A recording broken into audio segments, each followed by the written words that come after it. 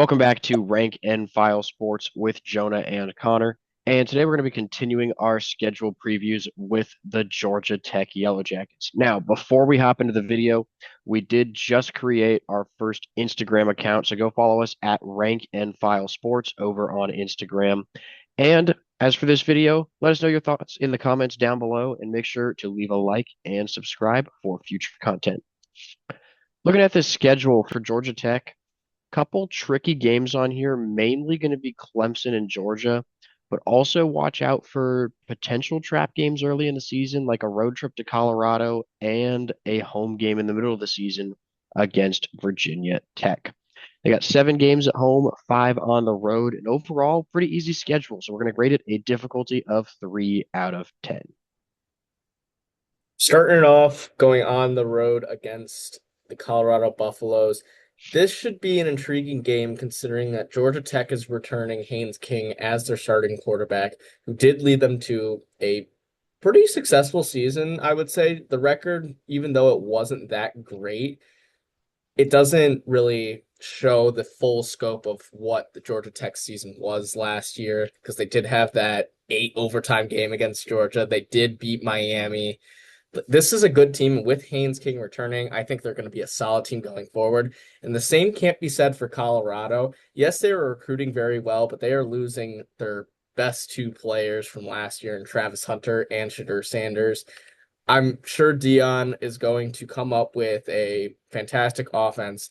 I don't think it's going to be right out of the gate, though, even with it being at home for the Buffaloes. So we like Georgia Tech to be favored in this one, giving them a 75% chance in this game.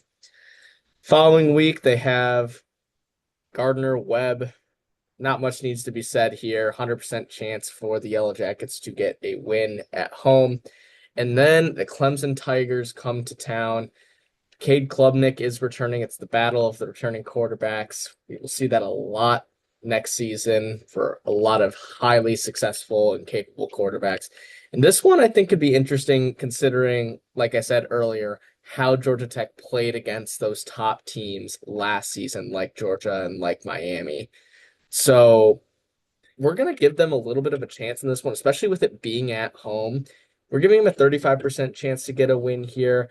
I do think at the end of the day, Clemson is going to be the more talented team. Cade Klubnik, even though both he and Haynes King are returning quarterbacks with starting experience, Cade Klubnik is maybe a tier above where Haynes King is.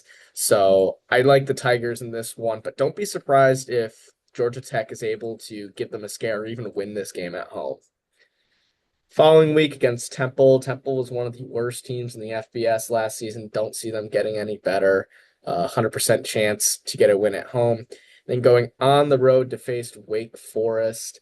Wake Forest has not been that great of a team in recent memory. I think the last time they were a successful team was, I think when Sam Hartman was their quarterback, if I'm not wrong.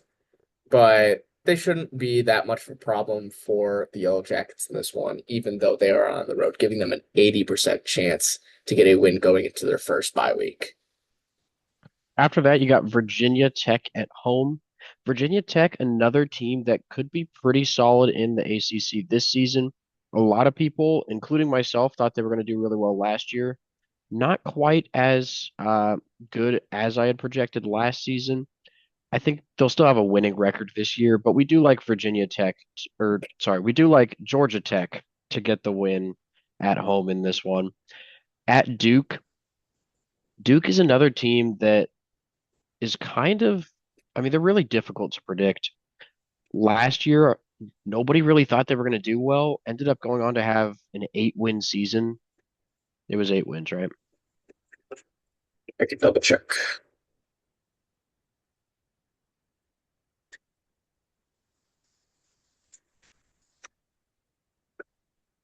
9-4. That's probably including a bowl game, though. Yeah, that is what the bowl came. Duke went on to have an 8-win season and surprised a lot of people. They could potentially do the same thing this year. I'm not seeing a lot of people talk about Duke as a potentially good team in the ACC. However, we are really high on this Georgia Tech team. I think Haynes King is probably one of the best returning starters in college football. He has a ton of experience, and I think that'll really help this Georgia Tech team in a road environment. Next up, you got Syracuse. The Orange lost Kyle McCord to the NFL draft. We'll have to see how they're able to replace him. I don't think no matter what they do, they're going to get the same kind of production out of their new quarterback. Georgia Tech, especially with this one being at home, should be the favorites here. And then before the second bye week, you got one more road trip going to NC State, one of the most disappointing teams in the ACC last season. And it's really not looking much better for them this year. There's definitely a good chance that they'll be able to improve. Just given that they went 3-9 last season, it's hard to get worse than that. But we definitely like this Georgia Tech team a lot more and think that they will be able to pick up a road win with about a 75% chance. After that second bye week, they will be going on the road to face Boston College. Boston College is losing Thomas Castellanos to the transfer portal. He's now at Florida State. He was a big focal point of their offense and why they were pretty competitive early on in the season, including in that game against Missouri. But now with him gone, I don't think that Boston College will be that competitive of a team, at least not in comparison to this Georgia Tech team that, like Jonah said, we are both very high on. So we're giving them an 80% chance to get a road victory here. Then back home for their last two games of the season, they will host Pitt, who had a okay season last year, but not expecting them to be on the same level as Georgia Tech either. Defensively, they might be able to stop the Georgia Tech offense, but on the offensive side of the ball, I don't really trust whoever Pitt has. So giving Georgia Tech a 75% chance to get a win there going into their biggest rivalry game of the season against the Georgia Bulldogs. Obviously, last season, that 8 overtime game went down to the wire. Georgia Tech had a chance in that game and ultimately ended up losing it. I think this year it's going to be even more interesting and entertaining because it is now going to be at Georgia Tech. They had their chance last season. Now they're going to have that fresh in their mind going into the game, especially with it being at home. The fans are going to be really, really loud and trying to throw Georgia off their game. Ultimately depends on who Georgia goes with that quarterback. Obviously, Gunnar Stockton stepped in last season, but I forget who their other quarterback is that's been at the program for a pretty long time. It's been waiting to have a shot. I've heard some very positive things about him. A lot of people think he is going to end up winning that starting job, but at the end of the day, it's a Kirby Smart led team. The defense always ends up producing. So we're going to have Georgia favored in this one, giving Georgia Tech a 30% chance in this one. But it will be really interesting to see how this plays out given the game last season.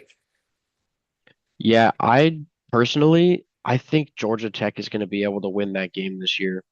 And just looking at the rest of this schedule, I'm not really seeing anything that's particularly difficult aside from Georgia and Clemson. And, obviously there's the potential of having a letdown game somewhere. But I think, at least in my mind, being really high on this Georgia Tech team, I feel like they're going to go 11-1, beating Georgia and only losing to Clemson.